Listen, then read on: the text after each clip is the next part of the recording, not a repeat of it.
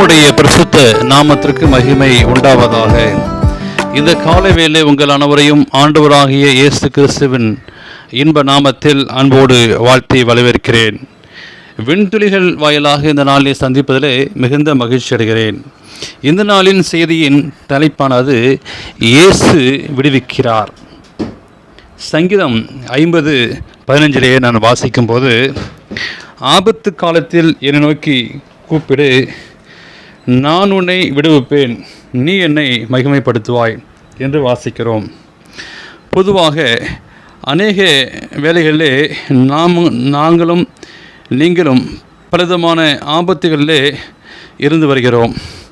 2020 ஆண்டில் corona virus எல்லோரும் மறக்க முடியாத ஒரு அனுபவம், உலகத்தையே திருப்பி போட்ட நிகழ்வுகள் ஒன்று. ஆபத்து என்று நாம் நினைக்கும் பொழுது ஒவ்வொரு காரியங்களும் ஆபத்து.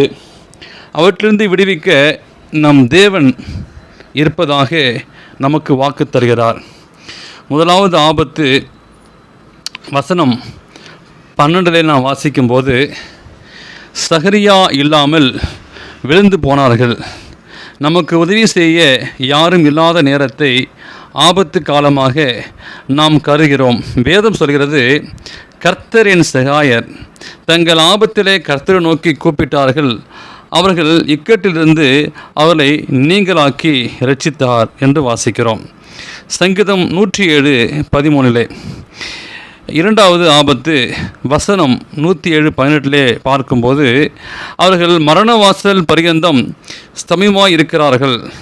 மரணம் நமக்கு சமீபமாய் வரும்போது வேதம் சொல்கிறது, நான் மரணங்களின் பள்ளத்தாக்கிலே நடந்தாலும் பொல்லாப்புக்கு பயப்படேன், தேவரீர் என்னோடு கூட இருக்கிறீர், உமது கோலும் உமது தடியும் என்னை தேற்றும் என்று சங்கீதம் 23:4 வாசிக்கிறோம்.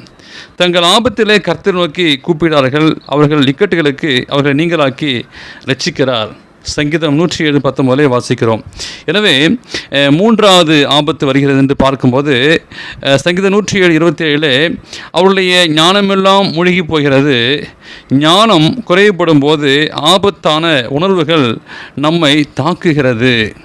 வேதம் கூறுகிறது, உங்களில் ஒருவன் ஞானத்தில் குறைவனாய் இருந்தால் யாவருக்கும் சம்பூர்ணமாய் கொடுக்கிறவரும் ஒருவரையும் கடிந்து கொள்ளாதமாகிய தேவனிடத்தில் கேட்க கடவன், அப்பொழுது அவனுக்கு கொடுக்கப்படும். யாக்கோபு 1:5 வாசிக்கிறோம். ஒருவேளை நீங்களும் நானும் அலைந்து திரிந்து தொய்ந்து சகாயர் இல்லாமல் இருக்கலாம், மரண பயம் தாக்கலாம், அல்லது ஞானம் குறைவுபட்டிருக்கலாம். இருப்பினும் உங்களுக்கு ஒரு நற்செய்தி, கர்த்தரை நோக்கி கூப்பிடுங்கள், நீங்கள் விடுவிக்கப்படுவீர்கள். அவர்கள் இக்கட்டுக்கு அவர்கள் நீங்களாக்கி விடுவிக்கிறார். எனவே தேவன் நம்மளை விடுவிக்கக்கூடிய தேவனாக இருக்கிறார்.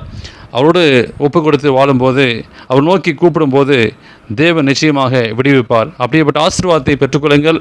இந்த நாளில் செய்தியை கேட்ட உங்களையும், இந்த நாளை பிறந்த நாளையும் திருமண நாளையும் காண்கிற பிறகுகளை தேவன் தாமே ஆசீர்வதிப்பாராக. ஆமேன்.